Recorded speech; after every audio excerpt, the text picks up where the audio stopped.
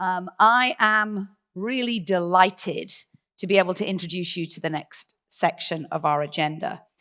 We're going to learn, I believe, a very moving story, a story on how turning autism into a strength from a family I had the deep pleasure of meeting last night, a family that are of beautiful people with stunning hearts. And I'm very, very excited. First, we will actually welcome two people on stage, but I'm only going to welcome the father at this point. I'm going to welcome Dimitris. He's a former international professional basketball player. I told everybody he was tall today.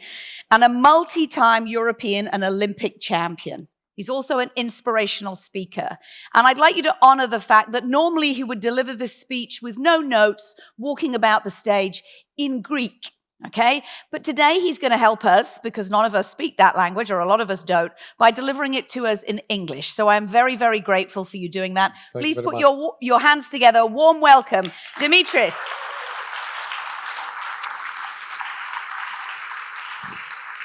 How are you today? Did you have time to try also souvlaki?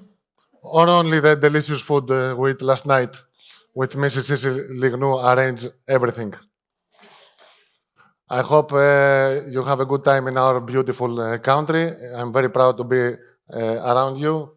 IAPCO, thank you very much, the President, Mrs. Lignou. As they already told you, I'm a professional basketball player, but now I'm over here with two balls, one over here and one over here. But as the Earth turns around the Sun, I think last night that the ball is like the Earth, like the IAPCO going around the world. And maybe this going turn around also. This is a present for me to Mrs. Lignou. Mrs. Lignou, come please. This is out of schedule, no problem. Please come with me. Come here. Join me, please. To remember, I wrote here, IAPCO 2026, Athens. It's my signature. Thank you very much for being here. It's a big honor. Thank you, Dimitris. In the middle. Whatever I do. Thank you. Okay, ladies and gentlemen, my CV says that I'm an Olympic champion twice, 2 times European champion, 1 time world champion with junior men, 1 time European champion with cadets, 6 times I win the Greek Champions League, 6 times the Greek Cup. I just told you what I have achieved. What I didn't tell you is what I have not achieved. So who can answer from you which is the difference between a winner and a loser? Who want to answer this question? Somebody? Which is the difference between a winner, let's say I was a winner, and a loser? Excuse me? Give a microphone, please, to the Mr. Where are you? Satisfaction. Very good answer. The difference is that the winner try 1 more time. The moment that we quit on something, somebody else winning. Okay, so we have to keep going. Let's start our journey to Ithaca. I came from a poor family and I grew up in a 60 square meter apartment. My parents were both teachers. When I first started professional basketball training, I asked my mother to buy me a new pair of Nike socks, but guess what? She went to a street market and bought me a pair of Nike socks because it was more affordable. But I didn't mind at all because I didn't care about my looks. The fire was already burning inside me. At this point, I was selected to participate in the national junior team. At the beginning, the journey to find my own Ithaca was not easy at all. For example, I remember when I was in the junior national Greek team, we had to travel from the Greek island of Chios to the coast of Turkey, but by a small boat in order to participate in a Mediterranean tournament. On our way to Turkey, the weather was very nice.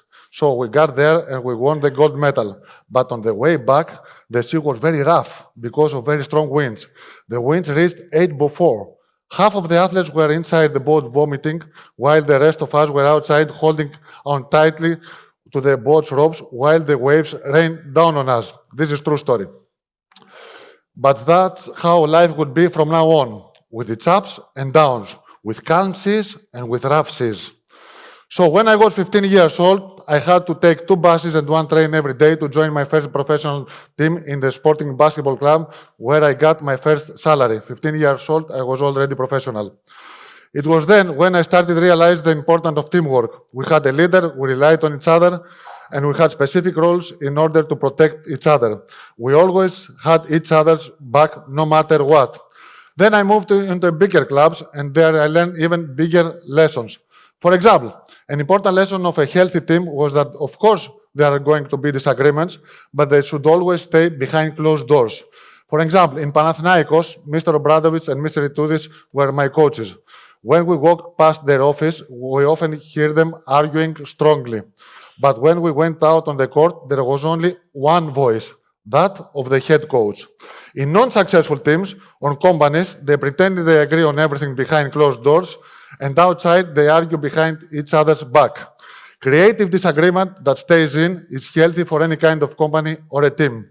People often become competitive not only against their opponents, but also against their team members. So going back in time, I remember myself at times feeling jealous of those who had better role than me, and I am now thinking how wrong I was. And I was wrong because if the person I was jealous of scored, I won too. When the team wins, we all win. Our best role doesn't depend on the failure of others, but on our own progress. I remember myself in Greek national team thinking that for the next 10 years, my position was guaranteed because I didn't see anyone in the competition at the time. And it was then that one of my coaches at the national team told me, while you are celebrating your success, someone you don't know today is working harder than you and will eventually be better than you. A team cannot be good if we don't take care ourselves individually. So I want to ask you something. Why, since we were kids, they told us to sleep at night, to do not miss the night sleep? If we sleep in the morning and wake up in the afternoon, it's the same hours of sleep. Why is it important to sleep at night, to be creative the next day? Who want to answer? Okay, can you give here? To be with the nature. To be? With the nature, follow the sun. Follow the sun. Yeah. Very good. Bravo. Please clap. It's not only me.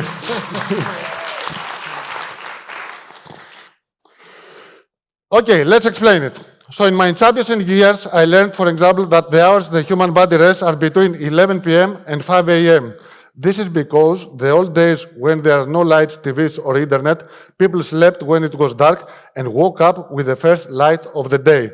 So this passed into our DNA, and you must have noticed that if we miss a night's sleep, no matter how many hours we slept afterwards, we wake up feeling tired.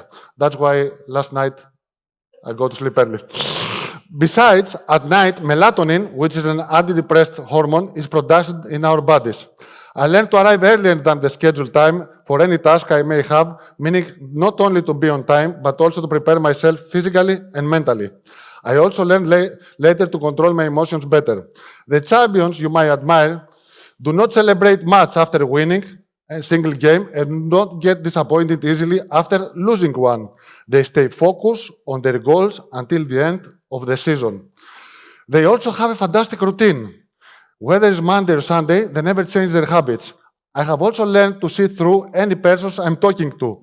And I wonder if before a meeting you have with someone, do you Google their name? Do you go into his or her social profile and read about them in order to be prepared? Well, you should. You should always be prepared. Let's have an example. In my social media a year ago, somebody texted me, hello, Dimitris, next Monday I will be in Greece, in Athens, and I would like to have a coffee with you. He didn't introduce himself. I don't know who he was. And I answered immediately, I'm a little busy. And I said after, Dimitri, why you didn't first check who is texting to you? And I checked text after. And this guy was owner of ships, and he has many buildings in Los Angeles Lakers. In Los Angeles, Lakers is the team. And after I text again, finally for you, I will find some time. But before I text to him, I have before to check his profile. I didn't do that, it's wrong. Try to know everything for who you're gonna meet in the future. I had to use the skills I got from sports in real life, in difficult everyday situation, even in loss. So when my father got sick and finally passed away, my mother informed me that the ceremony was on the same day as my basketball game. I love him so much that I would not allow my father's ceremony and my game take place on the same day. I said to myself, there's no way I'm losing this game. Those who passed away, if they see us from above and love us, they definitely want us to keep going. So I said to my mom, please change the date of the ceremony. My father wants me to be in the court. So not only did I make it to the game, but I was the most valuable player as well. I scored 22 points. I allowed myself to grieve afterwards. Please.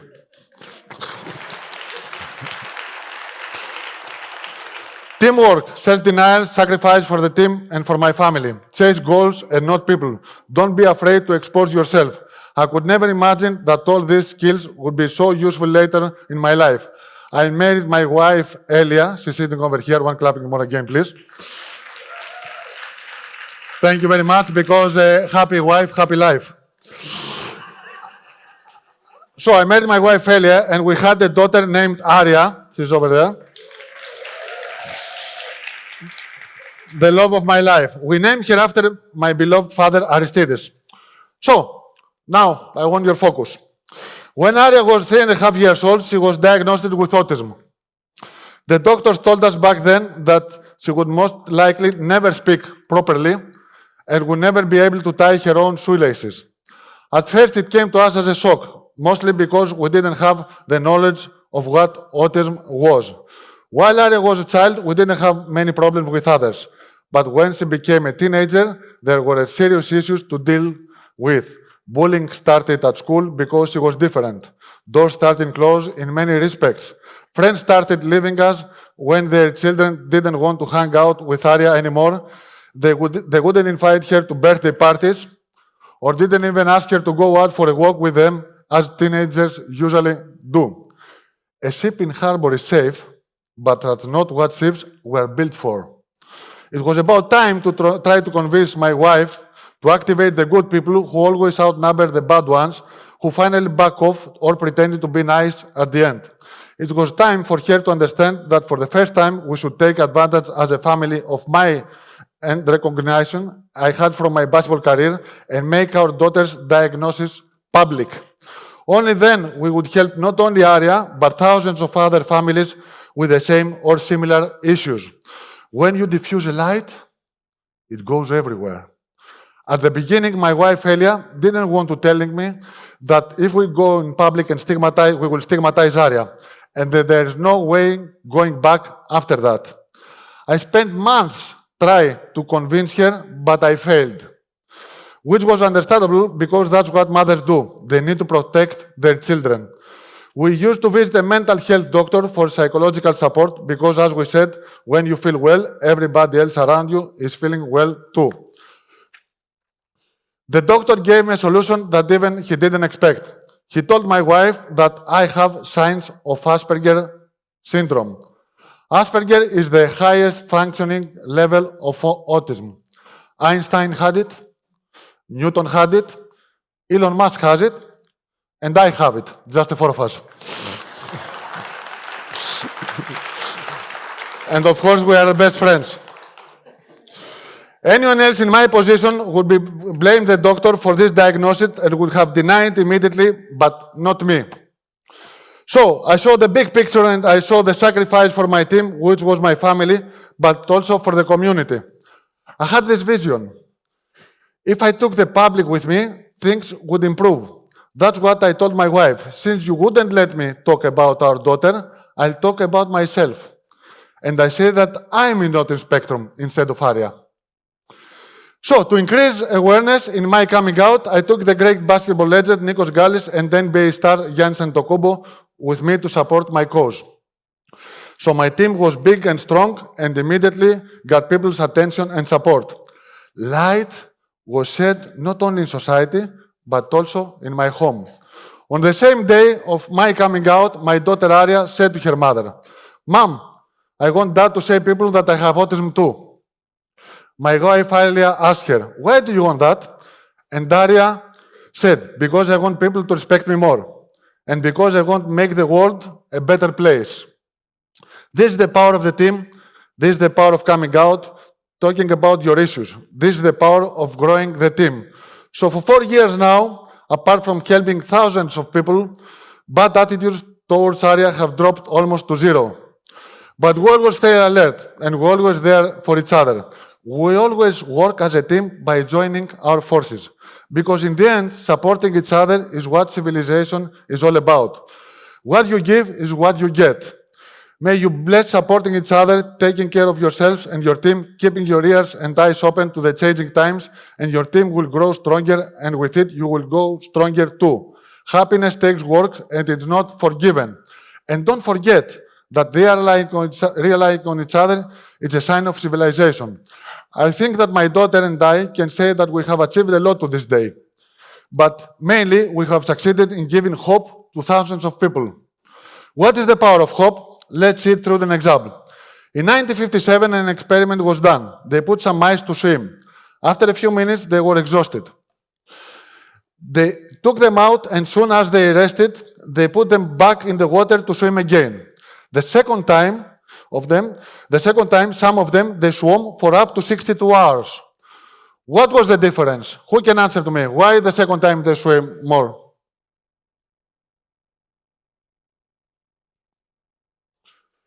Because they had the hope. Okay, we have an answer. Yes, please. The first time they swim only a few minutes.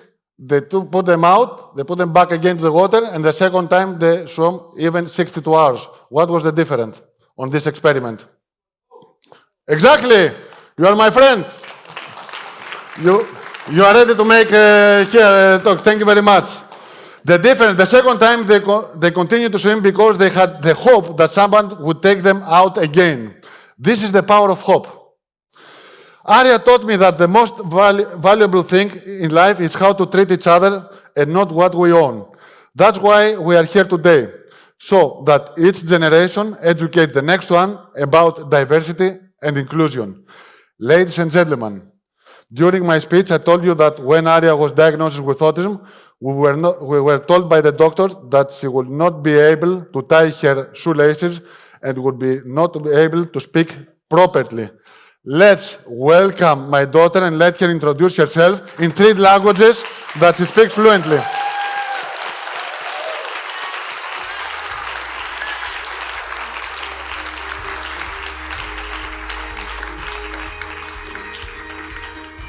We have somebody from Japan over here.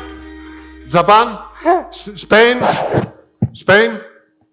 Okay. Over here. Okay.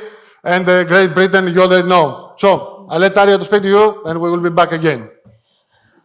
Hello, my name is Aria Papanikolaou. Hola, mi nombre es Aria Papanikolaou. Konnichiwa, watashi no namae wa Aria Papanikolaou desu. Thank you very much for having me. I hope through my story, I will help you understand how I managed to turn my weaknesses into strengths. When I was 3.5 years old, I was diagnosed with autism. Of course, I was too young back then to understand what autism was, but my audacity just started. At the beginning, it was a difficult journey, but it taught me a lot. It helped me understand who I am, and why I came to this world. Through my journey, I became the strong person I am today. If I hadn't faced all these obstacles and difficulties, I wouldn't be here today with you. Well, now I'm here, and I want to make the world a better place for people who feel different, because everyone has the right to belong. So when my parents first heard about my diagnosis, we were very worried because they didn't have enough knowledge of what autism was. The doctor said to my mom that I might not even be able to speak correctly or even tie my own shoelaces when I grew up, but God, did I prove them wrong. Today, I am here with my shoelaces tied. and speaking to you in English, one of the languages I love. I also speak fluent Spanish and Japanese, and I can sing in 10 languages. So when I was back in junior school, I didn't have any problems with my friends at school. I believe that people are not born bad. I believe that people become aggressive and cruel later in life due to lack of education. When I was in high school, though, I was bullied a lot. I felt like an outcast. I felt like I didn't belong, and sometimes I wish I was never born. But when I found my place, like a thunder defending a thunderstorm, nobody should be judged or be blamed for who they are. Education shouldn't be only about lessons and tests. It should teach us about kindness, how to accept diversity, and to respect and help each other. So I would like to kindly ask you to be kind if one of your colleagues is different from you. If he or she has autism or is different from you in any way, they might be struggling with issues that you cannot even imagine. When I was about 14 years old, my parents decided to tell me that I have autism. When they told me, I honestly didn't know what to say.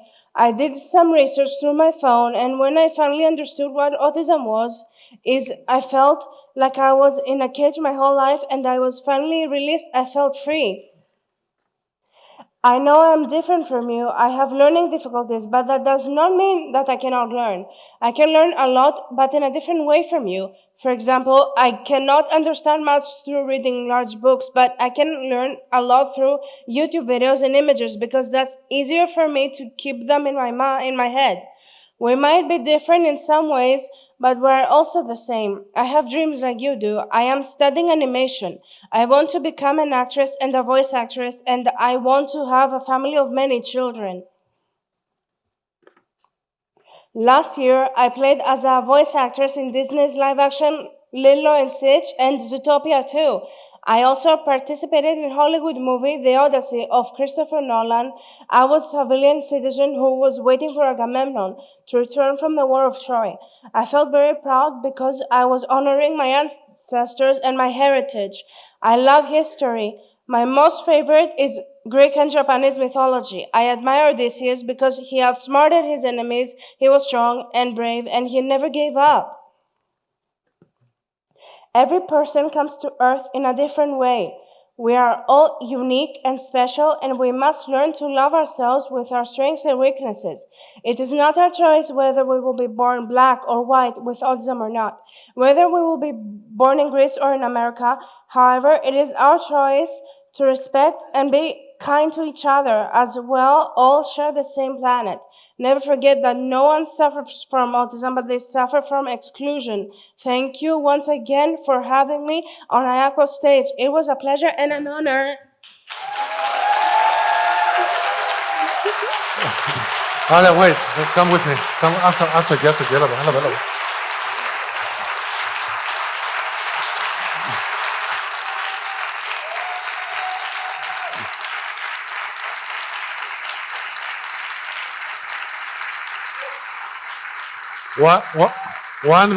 One from the things that Aria didn't tell you is that she wants to travel all around the world. So maybe, maybe in Mumbai next year, I don't know, Mr. President. Japan also, okay, we can share. Thank you very much. We will have a selfie video with you to remember this extraordinary day for us. It's honor for us. Thank IAPCO again. Thanks, President Mr. Sisilignou, and all of you for this standing ovation. Okay, Aria, wait. You're not.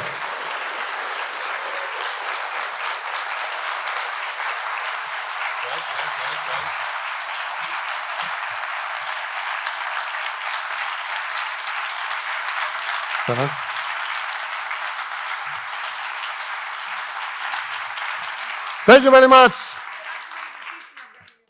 Don't try to win also only the others. Try to win yourself and to help the people to win themselves. Okay, everybody has the right to belong, and that's what Aria teaches. Not only the cups I received when I was a player, but the main thing now is to try to convince the people to be themselves. This is very important. Everybody belongs in our earth. We are very happy Again, thank you very much. Πάμε, Aria.